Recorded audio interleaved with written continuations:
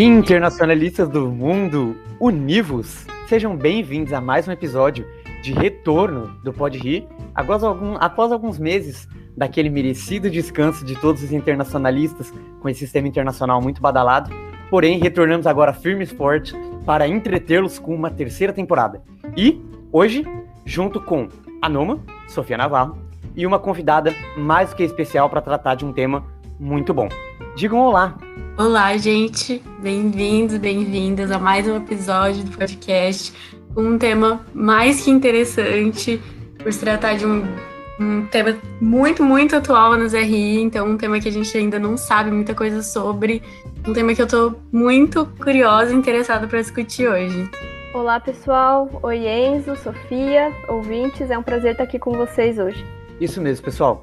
Trouxemos a Jaqueline Pigato, especialista em cibersegurança, governança da internet, para conversar com a gente sobre 5G, o leilão do Brasil, cibersegurança e o que isso vai mudar no sistema internacional e também em território de Terra Brasilis. Vamos lá?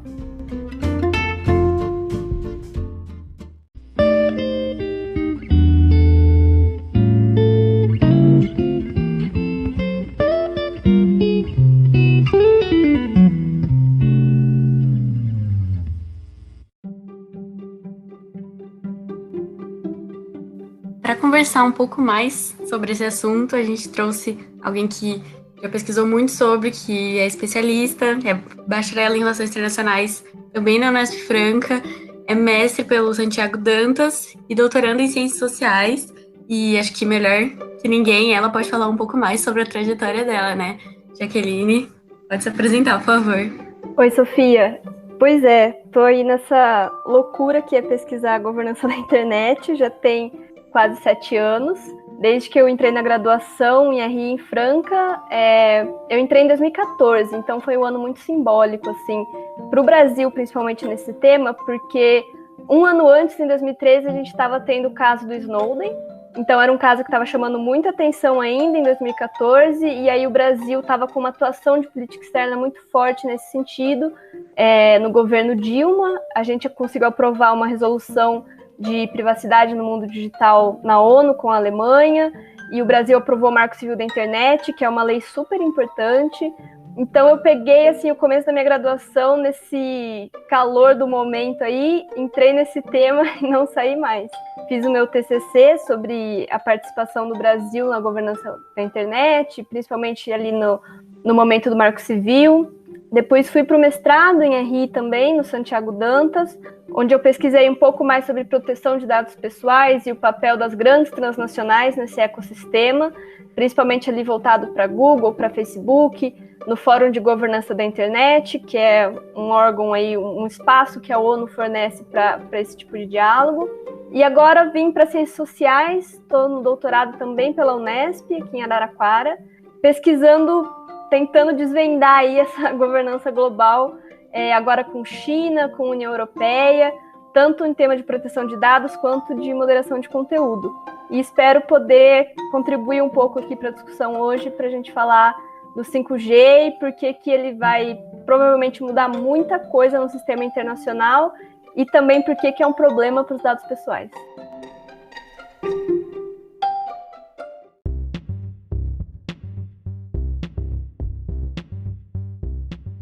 Bom, agora entrando então direto no assunto, Jaqueline, explica pra gente o que muda com o tal do 5G. É só uma velocidade mais rápida?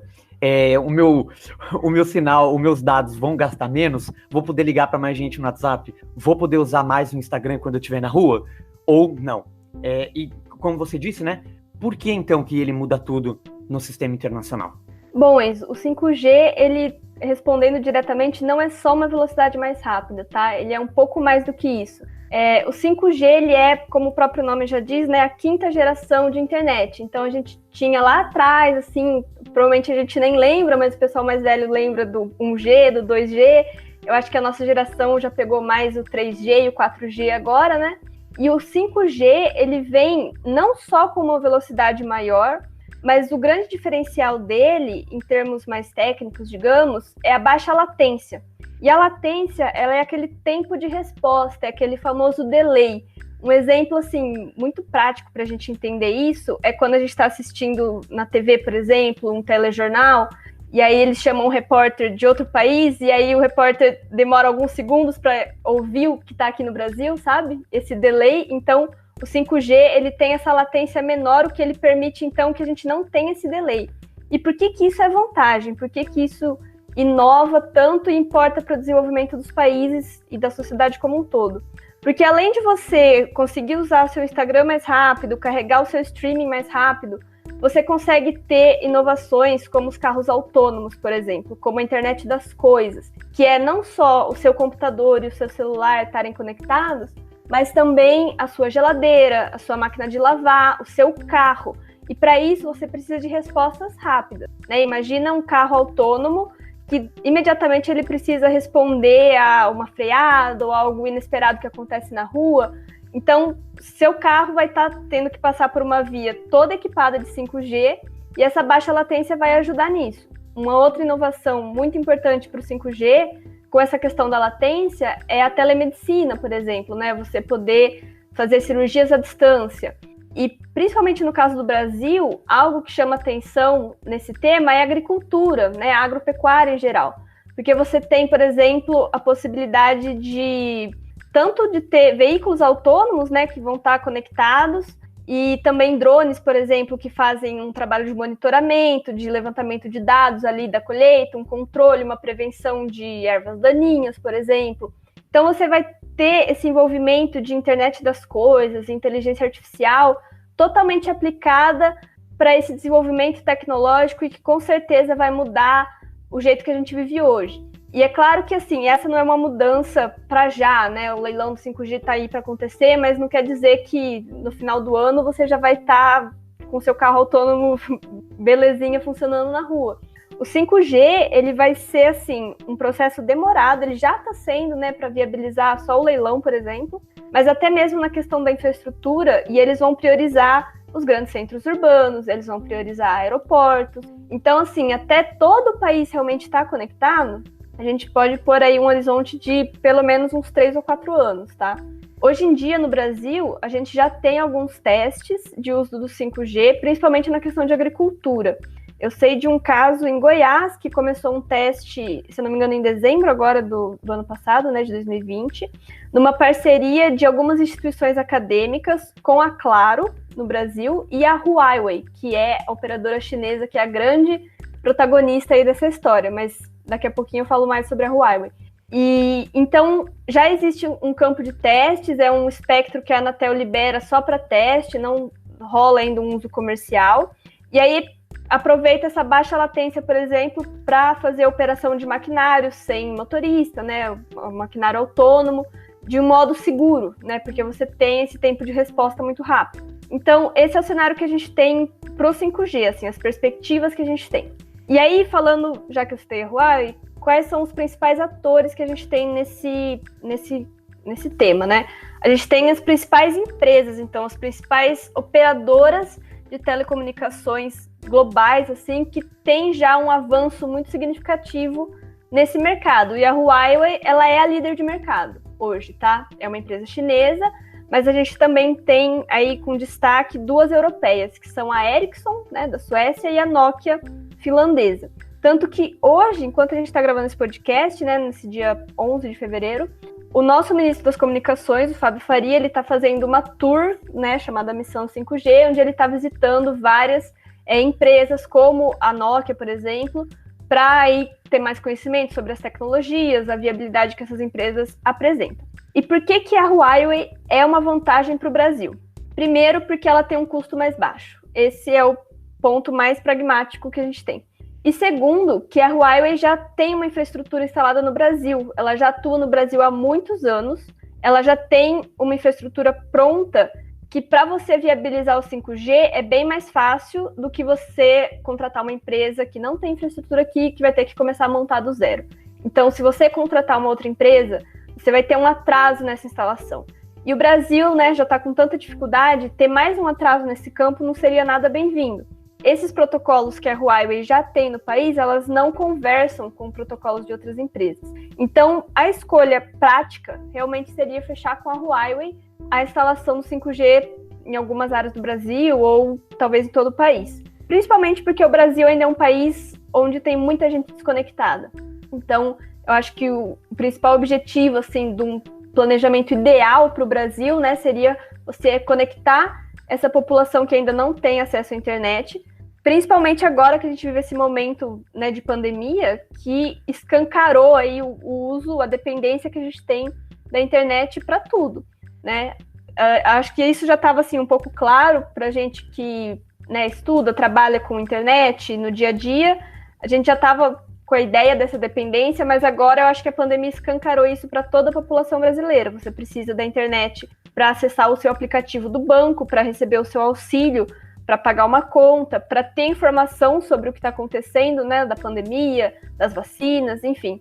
A gente não vive mais sem internet. E o Brasil ficando atrasado no 5G, a gente vai acabar perdendo um desenvolvimento que os outros países vão estar lá na frente e a gente ainda vai estar aqui atrás. Porque os próprios equipamentos vão acabar sendo atualizados para um funcionamento do 5G, e se a gente não tem 5G, como que a gente vai usar esses equipamentos? É como se, por exemplo, os carros hoje em dia, eles já são muito fabricados com toda uma tecnologia, né, de acesso à internet, eles estão cada vez com mais recursos que você pode conectar. E uma hora vão ser só esses carros que vão estar à venda no mercado. Então, como que você vai comprar um carro autônomo se você não tem 5G na rua? Então, a gente tem que pensar nesse tipo de planejamento. E planejamento é uma coisa que sempre faltou no Brasil, né? Cada governo vem, acaba iniciando um planejamento novo. E aí, por que a Huawei, então, é um problema para o Brasil nesse momento? Porque o atual governo fez um tipo de alinhamento político ideológico com os Estados Unidos. E os Estados Unidos, com certeza, não quer a Huawei cuidando de toda a infraestrutura básica, né? Porque você depende da internet para tudo, então é uma infraestrutura básica hoje em dia. Eles não querem o principal concorrente tecnológico deles tendo esse poder, essa infraestrutura.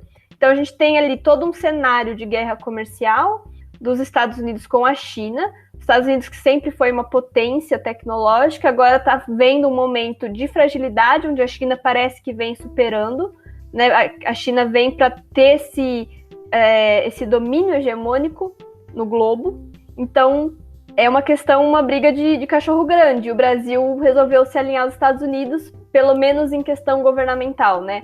Agora a gente parece que vai ver uma mudança nesse cenário, já que o Trump não é mais presidente, e já que a gente está em negociações muito delicadas com a China, porque a gente está dependendo das vacinas, está dependendo dos insumos para as vacinas. Então, a Huawei, ao que parece, vai participar do leilão do 5G, sim, porque está tendo aí toda uma questão de dependência nossa muito forte com a China. E a questão do medo da espionagem, né, que os Estados Unidos coloca as questões de que a Huawei poderia ser uma ameaça à segurança nacional, poderia fazer uma espionagem cibernética, é um assunto muito delicado, porque você tem aquela clássica cena do sujo falando do mal lavado. A gente tem os Estados Unidos já, desde lá de 2013, com a espionagem escancarada pelo Snowden. Então, como que você vai acusar a China disso e sem provas substanciais, tá? É uma desconfiança válida? Com certeza. Mas a gente nunca teve provas até agora de que a Huawei, né, ou qualquer outro fornecedor chinês tivesse esse tipo de conduta. Então, esse é um cenário bastante complexo que a gente tem envolvendo o Brasil, envolvendo vários países. É uma questão que vários países estão enfrentando para viabilizar o 5G. E aí, nesse cenário, a situação no Brasil é que a gente está nas portas aí de acontecer o leilão. E o que é esse leilão do 5G, né? Eles vão leiloar as faixas de frequências, que eles chamam, né? Que seriam como se fosse rodovias que você tem pelo ar e onde vão circular os dados que trafegam pelos aparelhos conectados. Então, se a gente vai fazer essa licitação de espectro, né, dessas faixas de frequências, é como se essas estradas elas estão sendo oferecidas para iniciativa privada. E quem faz esse leilão é a Anatel, porque a Anatel é o órgão regulador das telecomunicações no Brasil.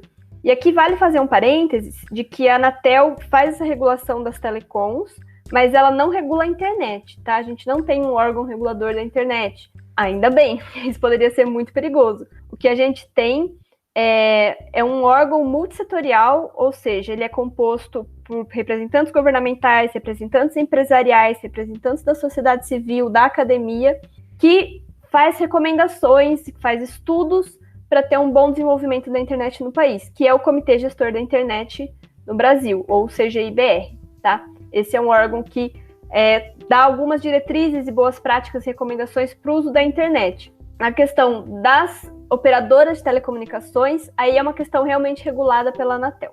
E uma questão interessante desse leilão é que o governo federal parece que está fazendo uma exigência para criar uma rede segura, que eles chamam, né? Uma espécie de rede privada, que seria uma infraestrutura para as comunicações dos órgãos públicos federais. Isso não é incomum, tá? Vários países possuem esse tipo de rede privada, mas ainda não está muito claro como que isso vai ser viabilizado nesse leilão com as operadoras.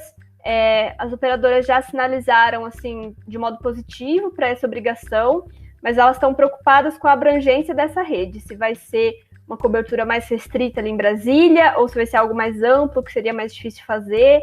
Então, assim, esse leilão, ele ainda está com vários pontos em aberto, várias questões, até para as próprias operadoras. E uma questão que vem sendo muito noticiada agora também é se vai ser viabilizado o 5G pleno, que eles chamam, que é essa questão que eu comentei, da alta velocidade e da baixa latência. Porque hoje em dia a gente já tem um 5G do marketing, entre aspas, que é como alguns especialistas estão chamando, e operadoras falando que já vendem o 4.5G, por exemplo, tá? O que é isso? Ele é uma evolução do 4G que ainda não é o 5G, então o 4.5 até que faz sentido, porque ele tem essa alta velocidade, mas ele não tem a baixa latência ainda. Então você consegue ter um uso assim, para um usuário comum de internet, né, que acessa as redes sociais, que assiste streaming, é válido, é uma velocidade válida, é um serviço válido. Mas para esses outros serviços que realmente vão impactar no desenvolvimento do país, então já é algo mais complicado, porque você não tem essa baixa latência. E até mesmo para algum usuário que faz um uso talvez mais profissional da internet, não vai ser suficiente. Ou até para os gamers, né, que estão ali jogando em tempo real, eles precisam dessa baixa latência. Então a gente está nessa situação, tá? Hoje no Brasil, esse é o quadro, e a gente está provavelmente contando com a Huawei agora no leilão, e vamos ver como que vai sair aí o resto dessas negociações. Jaqueline, eu tenho só uma pergunta, meio que assim, querendo saber a sua opinião, porque eu realmente sou muito leiga no assunto, mas eu li algumas notícias, né, que falavam sobre como esse seria o maior leilão de 5G do mundo, e como você falou que a Huawei ainda seria uma boa opção para o Brasil, eu queria saber, assim, o real poder da Huawei. Se ela não participasse desse leilão, assim, ele ainda seria o maior do mundo? Ele ainda teria proporções tão grandes para o sistema internacional? Olha, para o sistema internacional é difícil mensurar, assim. Para o Brasil, com certeza, teria um impacto, né? Como eu comentei, a Huawei já tem uma infraestrutura montada no Brasil, e aí você fazer esse leilão com outros fornecedores talvez causaria um atraso e causaria um custo maior ainda, né? Então, no caso do sistema internacional, é claro que o Brasil é um mercado enorme. Teria algum impacto também para a Huawei ou para qualquer outro fornecedor que vem aqui. Mas não sei se causaria tanto impacto assim. E aí a gente pode até pensar um pouco além, né, das questões práticas de infraestrutura e conexão, no papel que o Brasil quer exercer no sistema internacional. Como eu comentei, planejamento não é nosso forte, né? Então, onde que a gente vai querer estar no sistema internacional daqui 5 ou 10 anos? Qual o papel que o Brasil vai estar exercendo? Então, essas questões acabam passando pela infraestrutura, porque se a gente não tiver uma internet ao nível do que os outros países têm, um desenvolvimento ao nível do que os outros países têm, a gente vai ficar para trás mesmo. Entendi, nossa. E você falou que como o Brasil é grande para a Huawei também, né? Comparando assim, o Brasil não fechando acordo com a Huawei e o governo britânico, né, que proibiu a Huawei do Reino Unido. É comparável, você acha? Ou o Brasil seria uma perda maior, ou o governo britânico seria uma perda maior? É difícil mensurar, assim, em termos, né, territoriais e de população, o Brasil acaba sendo um mercado maior. Claro que, politicamente, economicamente falando, o Reino Unido não é nada desprezível, mas eu não sei te falar, assim, em valores, tá? De toda maneira, a Huawei participar do nosso leilão acaba fortalecendo o processo como um todo. E até uma recomendação que a OCDE fez para o Brasil, porque o Brasil está já há anos, né, nesse desejo de entrar para a OCDE, mas tem uma série de requisitos que o Brasil ainda não cumpre, né, principalmente em termos de desenvolvimento tecnológico, em termos de pesquisa, que é algo que o Brasil, infelizmente, não investe tanto quanto poderia. Então, a OCDE faz uma recomendação, se eu não me engano, num relatório de 2020, para que o leilão seja viabilizado com total liberdade de mercado, sem restrições políticas ou ideológicas. Entendi, Jaqueline. Essa história da OCDE vai ser uma dor de cabeça ainda, mesmo, inclusive porque ela foi um pouco abafada, né, a escolha. Mas, passando então para uma outra questão. Agora, a situação dos dados, como é que eles ficam?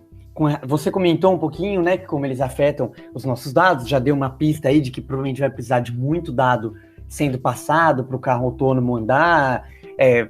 Para quem não viu, fica uma indicação, né, procura no vídeo como que um carro autônomo enxerga, tem no YouTube, podem procurar vídeos, e aí ele faz uma triangulação enorme, a todo momento precisa estar olhando cada centímetro cúbico de rua, de visão que ele possa ter.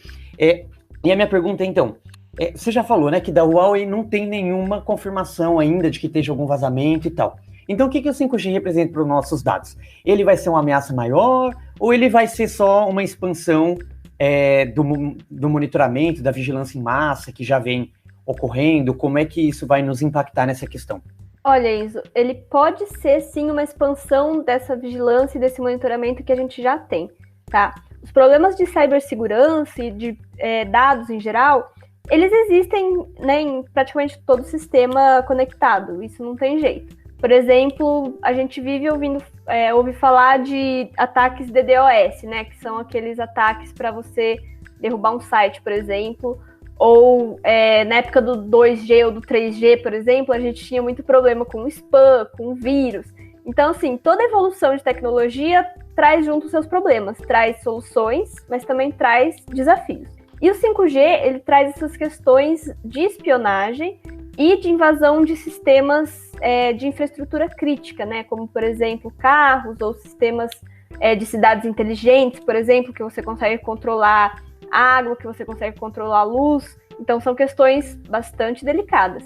Então, a gente tem diferentes níveis de segurança e abordagens que a gente pode pensar a respeito. Desde as mais técnicas, por exemplo, o uso de criptografia, que é algo que a gente vem falando já há bastante tempo, né, na internet em si, mas agora com cada vez mais coisas conectadas, isso vai ser cada vez mais essencial, até questões mais regulatórias, como as leis de proteção de dados pessoais, que o Brasil acabou de aprovar a sua lei, acabou não, né, aprovou em 2018, mas acabou de entrar em vigor a lei em 2020. Então, a gente vê que, assim, no geral, pensando em termos globais, a gente teria que ter uma maior cooperação acerca dessa globalização de fluxo de dados, porque não é só um ator que está recebendo seus dados. Você tem uma operadora que fornece sua infraestrutura de internet, você tem um provedor de internet, você tem um provedor de e-mail, você tem o streaming que você assina, você tem a sua geladeira, você tem a sua assistente virtual. Então você está interagindo com uma série de atores. E esses dados estão sendo coletados por diferentes atores de diferentes países. No caso do Brasil, é bem difícil a gente falar em proteção de dados hoje já. Apesar de a gente ter uma legislação bastante avançada, né, a nossa lei de proteção de dados, ela dialoga muito bem com a regulação geral de dados da União Europeia, que é uma lei muito avançada e que tem uma tradição ali de anos já. O Brasil, ele vive tendo casos, né, assustadores de vazamento de dados. Parece que toda semana tem um caso.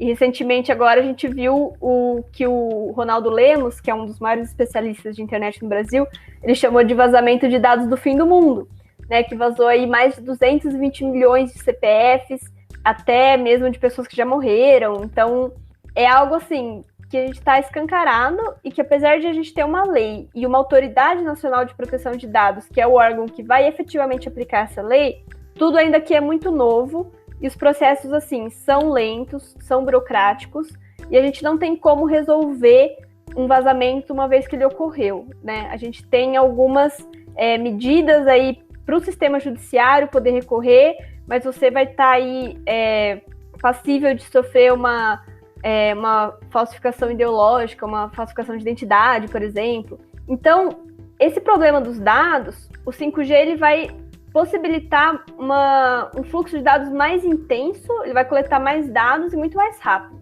E a gente está passando por esse processo de datificação, né, das sociedades. A nossa vida está cada vez mais online, cada vez mais na internet. Então, o que a gente teria que pensar, e aí pensar principalmente em termos regulatórios e de práticas que as empresas e até mesmo o Estado, né, que coleta muito dado, o que eles vão ter que agir a partir de agora é fazer um uso de princípios e uma série de critérios para você, por exemplo, estabelecer a diferença entre a segurança nacional e a privacidade, por exemplo. O que é uma coleta de dados para a segurança nacional? O que já é uma invasão de privacidade? Como que esses termos eles conflitam, sabe? Então, você pensar nessas questões são questões complexas e que o Brasil tem já uma certa tradição nesse campo, principalmente acadêmico. Nós temos excelentes acadêmicos, pesquisadores e técnicos que já discutem isso há muito tempo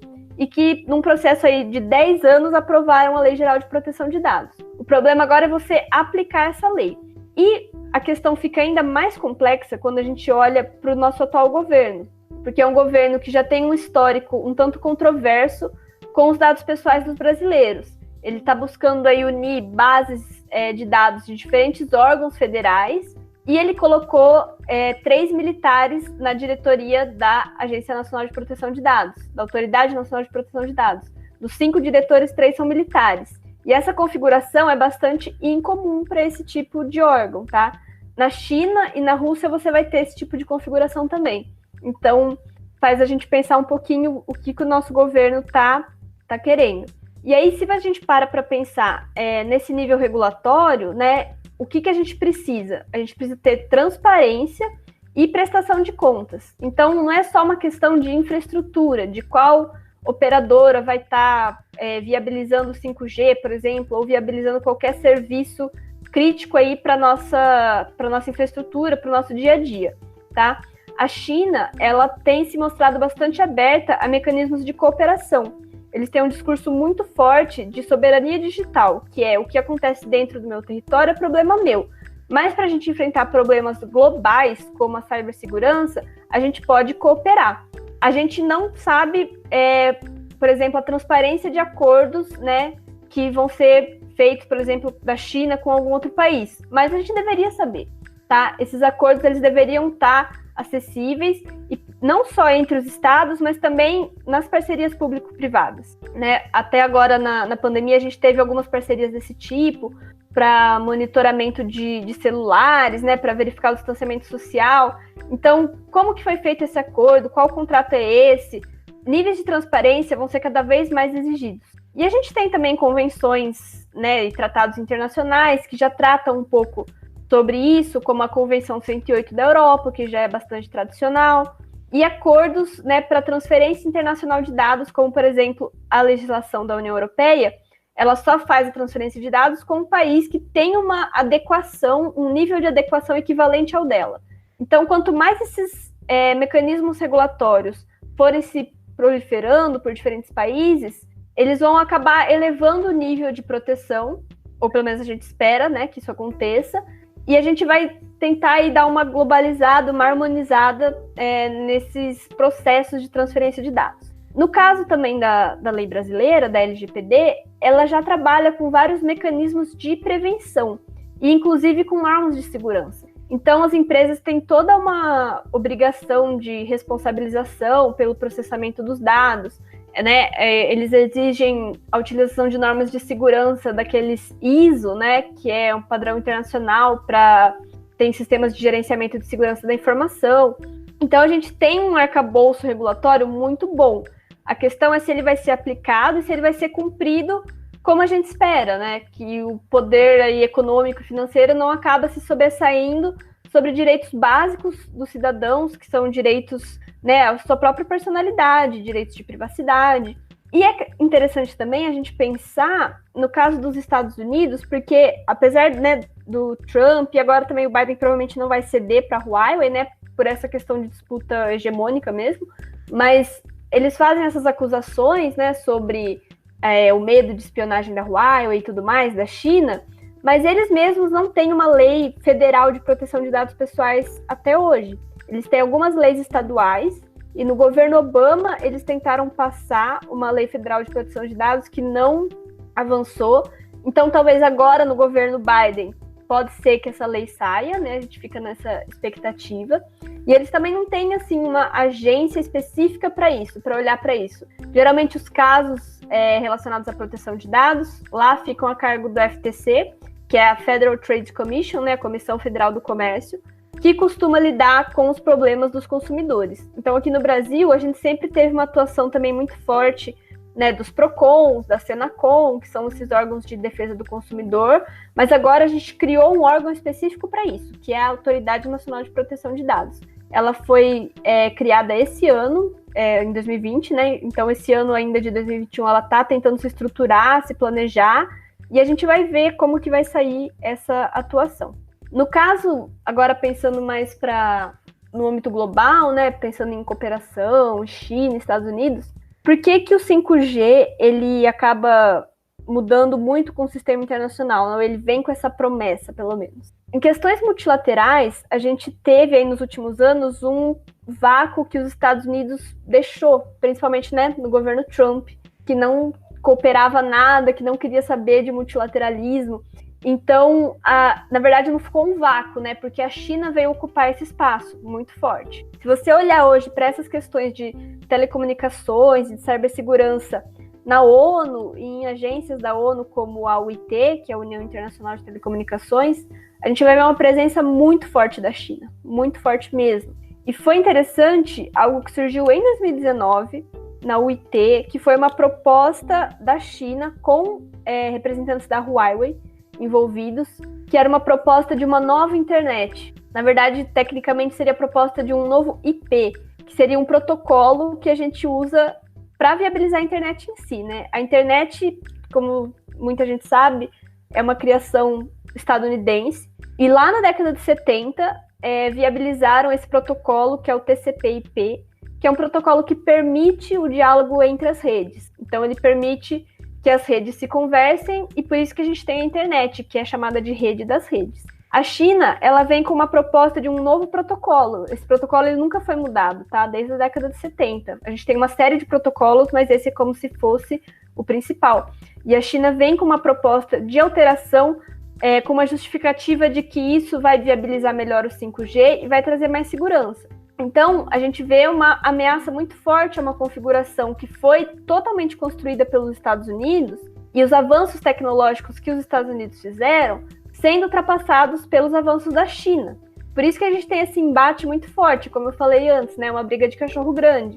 Porque, no final das contas, e aí os internacionalistas, né, sabem muito bem, é uma clássica disputa hegemônica, através de recursos de poder tecnológicos. Principalmente porque os Estados Unidos, eles tiveram um desenvolvimento muito forte no campo de software, né, com as redes sociais, com vários produtos, serviços digitais, e eles deram uma estagnada no campo de hardware.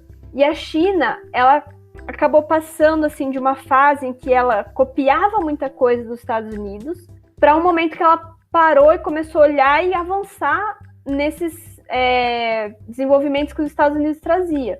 Os Estados Unidos e o Ocidente de uma maneira geral, né? Então a China ela avançou não só no software como os Estados Unidos avançou, porque a gente tem agora uma série de aplicativos chineses que também acabam pondo medo no Ocidente, mas ela avançou no hardware.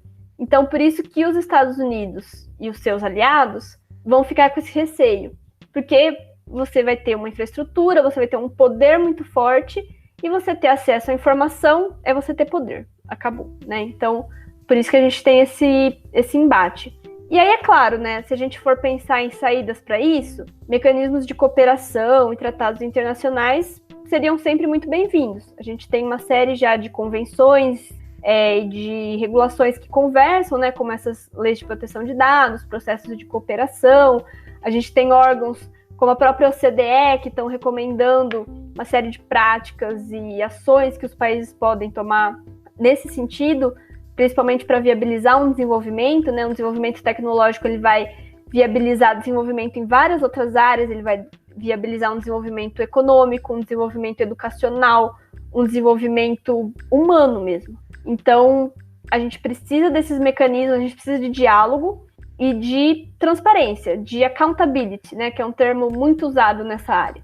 Ou seja, a gente precisa de uma prestação de contas. E aí, olhando para o campo de estudos da governança da internet, um termo que eu tenho visto muito assim na minha pesquisa é a questão da governança policêntrica, que é uma ideia de você ter uma governança que dialoga desde o nível local, então ali na sua cidade, por exemplo, no seu estado, até passando para um nível nacional, para um nível regional e para o nível global. Porque se você tem uma infraestrutura global como a internet, mas ao mesmo tempo você tem problemas locais, como as diferenças culturais e de privacidade, por exemplo, que a gente tem no Brasil e na Europa, por exemplo. São ideias culturais de privacidade bem distintas. Mas a gente precisa ter esse diálogo, essa coordenação das práticas e das normas que estão sendo colocadas. Nossa, fantástico, fantástico. Comentou diversas coisas que eu não sabia. E só um comentário, né, antes da minha próxima pergunta. Essa questão dos Estados Unidos é realmente muito marcante. Muita gente não sabe, mas, por exemplo, o maior lobista americano é o próprio Google. Quem é mais interessado nos dados hoje, né, junto com a turminha do Facebook, que eu também não sou nem um pouco fã. Mas, voltando, então, Jaqueline, você comentou bastante da pergunta, né? Aí eu tenho uma pergunta aqui que vai da Patrícia Bianco, ela participa comigo no outro projeto que é o Global Minders, e a gente tem um foco também em RI e tecnologia, e ela é muito animada com uma suposta criação da World Data Organization. Eu queria saber o que você pensa sobre isso, né? Você deu uma pitadinha. A gente tem ambiente para isso? São os chineses quem aparentemente vão dar o pontapé inicial? Como é que seria alguma iniciativa do tipo? Detalhe um pouquinho mais, por favor. Olha, Enzo e Patrícia, né? Essa ideia, ela é bastante complexa e, assim, eu pessoalmente não vejo ela como muito viável, tá? Porque você ter uma organização, assim, específica para os dados, é claro que, assim, a gente, né, consegue ver que os dados, é que nem aquela frase que a gente ouve em todo lugar, né? Os dados são o novo petróleo. Então, realmente, a gente precisa sentar e conversar sobre isso e ter uma negociação, uma regulação sobre isso. Mas por que é complexo você pensar isso em nível global?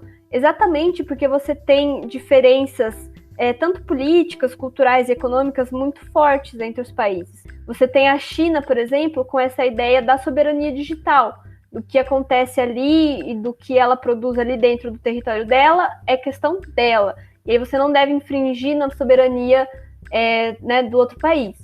Ao mesmo tempo, a gente tem esses fluxos comerciais e, consequentemente, esses fluxos de dados muito fortes. Então, assim, são questões que eu acho que, talvez muito lá para frente, a gente consiga pensar num modo mais global, mas que hoje não me parece possível. A gente tem organizações discutindo um pouco sobre isso, como a própria OCDE, que a gente já comentou aqui, até na OMC, esse assunto já vem surgindo um pouco, né, na Organização Mundial do Comércio. Então, e ao mesmo tempo você tem, assim, instituições multilaterais, como a União Europeia, por exemplo, ou o Conselho da Europa, que estão debatendo isso ali na região deles, né, entre os países deles. Então, você pensar, assim, no modelo que a União Europeia traz de uma privacidade muito forte, o modelo que os Estados Unidos traz de uma liberação mercadológica muito forte, e o modelo que a China traz de ter um intervencionismo mais autoritário e mais rígido, e o uso dos dados para um controle social muito forte, são questões muito complexas. Obrigada pela resposta, Jaqueline. Queria reforçar de novo o que a Enzo falou, que, nossa, eu acabei ouvindo, assim, muitas coisas que eu não sabia. E dentre essas coisas, né, me veio a pergunta sobre como estariam os países menores nesse novo cenário que está sempre mudando, né? Que até onde eu sei, acho que muita gente ainda pode pensar isso, o Brasil e alguns outros países menores foram taxados de vítimas, né, de espionagem, ainda mais depois do caso do Snowden. E, obviamente, o assunto da espionagem e proteção de dados sempre acaba focado nos Estados Unidos, China, Rússia. E a minha pergunta é mais, esses países menores ainda são vistos como vítimas nesse assunto? Se acontecesse uma cooperação internacional, esse seria o papel deles, os outros países ainda veriam eles assim, ou não, né? Até como você disse, a lei de proteção de dados do Brasil já está muito, muito avançada.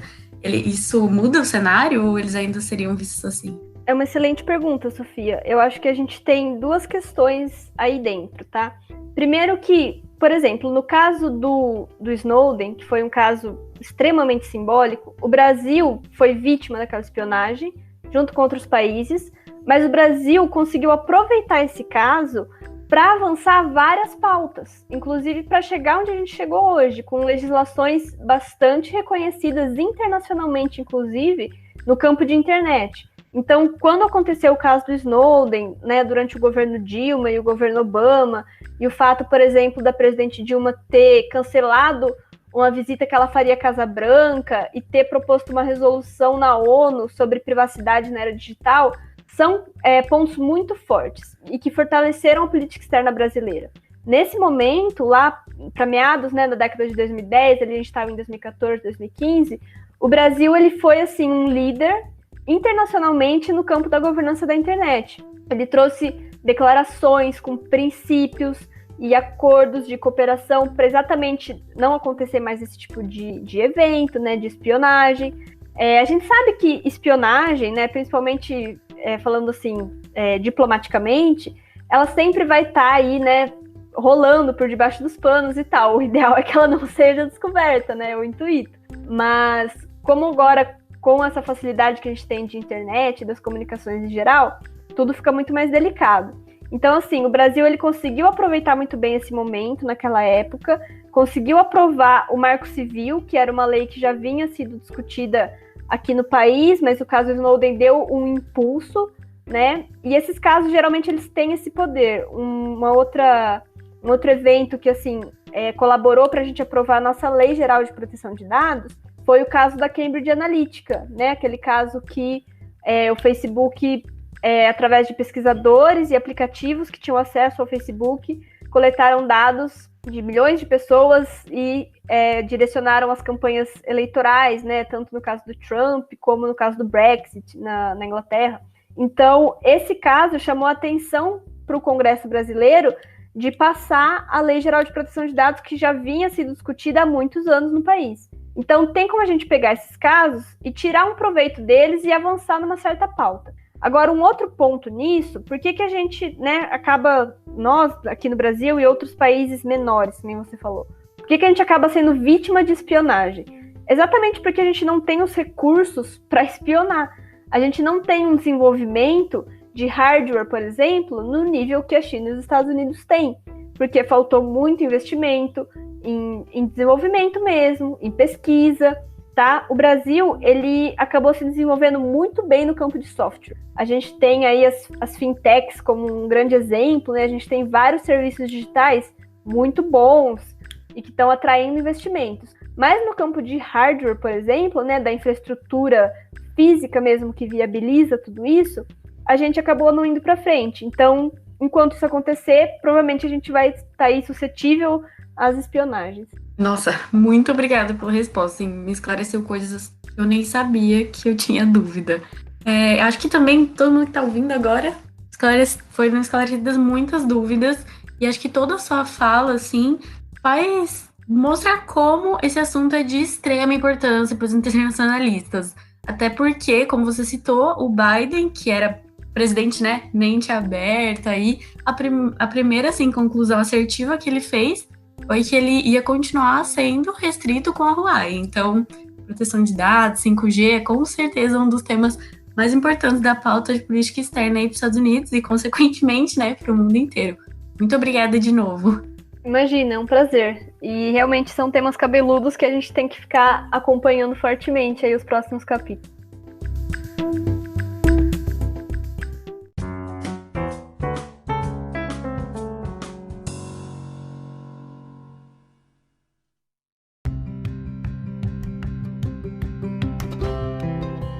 Bom, agora vamos para aquele quadro que todo mundo que ouve pode rir, inclusive nós que gravamos, sempre esperamos para saber um pouco mais sobre o nosso convidado. Vamos para o famoso ping-pong. Jaqueline, a primeira pergunta clássica do nosso ping-pong, formulada pelo Jaú, um outro membro e fundador também do podcast, é: se você tivesse que escolher uma música para se apresentar, uma música para você entrar no ringue, que acha que uma música que te resume, qual música você selecionaria? Nossa, que pergunta difícil.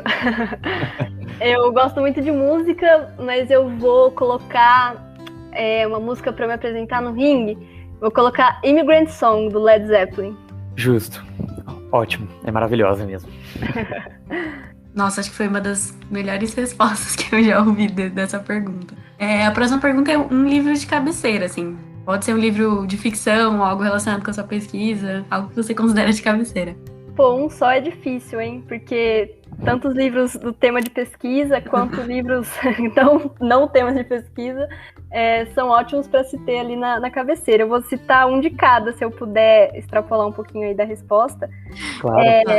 Em termos de livro de pesquisa, tem um livro que eu adoro, que é produção nossa aqui nacional, que chama O Futuro Foi Reprogramado. É um livro do professor Carlos Afonso Souza, que é professor da UERJ e diretor do Instituto de Tecnologia e Sociedade do Rio, que ele tem uma coluna sobre tecnologia e sociedade na UOL. Então esse livro é uma coletânea dessas colunas e tratam dos mais diversos temas de tecnologia relacionados a problemas que a gente tem no dia a dia, casos que aconteceram simbólicos. Então é um livro super leve e muito produtivo para você aprender sobre vários casos, tanto de produção de dados quanto de novas tecnologias. Então essa é a minha dica, O Futuro Foi Reprogramado. E na parte mais pessoal, digamos, um dos meus livros preferidos, como eu disse, eu gosto muito de música, é o U2 by U2, que é uma biografia do U2, que é a minha banda preferida. Então, esse é um livro que eu carrego sempre comigo e adoro reler também, porque, enfim, muito inspirador e várias histórias que eu gosto muito, assim, da banda e que pegam também vários contextos aí do mundo todo por muitos anos, né? O U2 tem 40 anos de estrada, então esse é meu xodó. Não, essa é nova, nunca ninguém tinha indicado uma biografia de banda, mas muito bom também, a gente gosta muito de U2 aqui no podcast. A nossa próxima pergunta é um filme ou série que você nunca deixa de indicar para ninguém. Qual que seria? Um que você considera assim da sua vida que você nunca vai esquecer?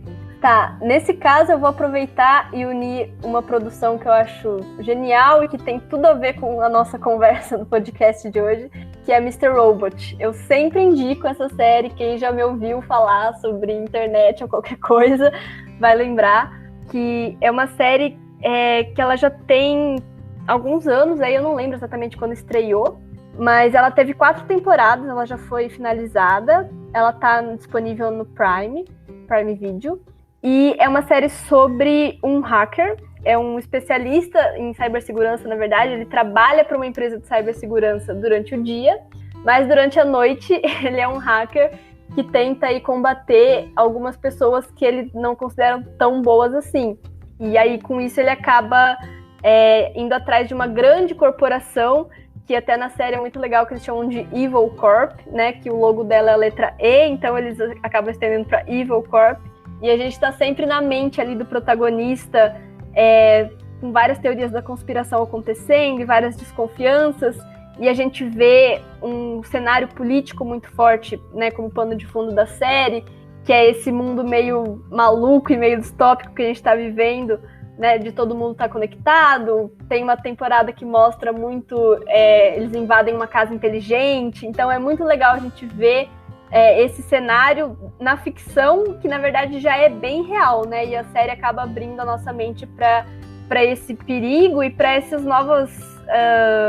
as novas coisas que a gente tem aí no nosso dia a dia que vieram para ficar. E a série também traz um papel da China muito forte, ali nos Estados Unidos mesmo, com as corporações, com o setor privado e como o Estado acaba se envolvendo, sistema financeiro. É uma loucura, mas é muito legal. E a série ainda tem uma profundidade muito boa com os personagens. Você acompanha o protagonista, ele tem uma série de questões emocionais muito fortes, então é uma delícia, assim. Não é uma série leve, emocionalmente falando, mas ela vai te ensinar muita coisa, com certeza. E vai te surpreender muito. Vários plot twists. Nossa, essa série é incrível. É o que você falou, é muitos plot twists, assim, é bem profunda. Inclusive tá na Amazon Prime, gente, assistam. Quem me indicou foi uma amiga minha que não tem nada a ver com relações internacionais, gestão de dados, então qualquer pessoa vai gostar. E a última pergunta é uma das clássicas, né, clichê. Um jantar com alguém vivo ou já falecido? Quem você gostaria de escolher? Poxa, essa eu queria repetir uma resposta aqui. Eu já falei de U2, mas eu vou ter que falar o Bono. Ele com certeza seria o meu escolhido para o jantar. E acho que vocês falaram, né? Vocês também gostam de U2. Acho que todo internacionalista já, né, pode amar ou odiar o Bono, mas com certeza a gente já parou para olhar um show do U2 e os discursos que ele faz e as ações que ele tem também fora da banda. Então, ele é uma pessoa que eu acompanho faz tempo e que eu gosto muito de acompanhar, assim. Com certeza eu ia querer um jantar com ele para falar de diversos assuntos. Ótimo. Bom, internacionalistas, esse foi o nosso primeiro episódio da terceira temporada. Estamos retornando com muitas novidades, coisas novas, novos temas também. Estamos explorando novas coisas e vocês vão ficar atualizados sobre tudo isso e poderão nos acompanhar. Relembrando, então, como sendo o primeiro episódio, nós temos um Linktree no nosso Instagram que você pode acessar por diversas plataformas, acho que 8 ou 9 plataformas, para ouvir o episódio, onde quer que você esteja ouvindo agora, durante o dia, durante a noite, durante a madrugada. Então, onde você preferir, nos sigam no Instagram, no Facebook, no LinkedIn. E peço, então, agora, me despeço de vocês. Jaqueline, novamente, muito obrigado por ter aceitado o nosso convite, por ter dado essa aula ótima aqui, mais do que uma conversa, acho que foi uma aula. E agora eu abro para vocês se despedirem. Muito obrigado. Eu que agradeço o convite, Enzo, Sofia. Um abraço aí para os nossos ouvintes e estamos aí. Obrigada a todo mundo que ouviu, obrigada Jaqueline de novo por não só esse episódio que foi uma aula, mas também foi um episódio muito engraçado, divertido e com muitas indicações ótimas no ping-pong. Vejo vocês na próxima!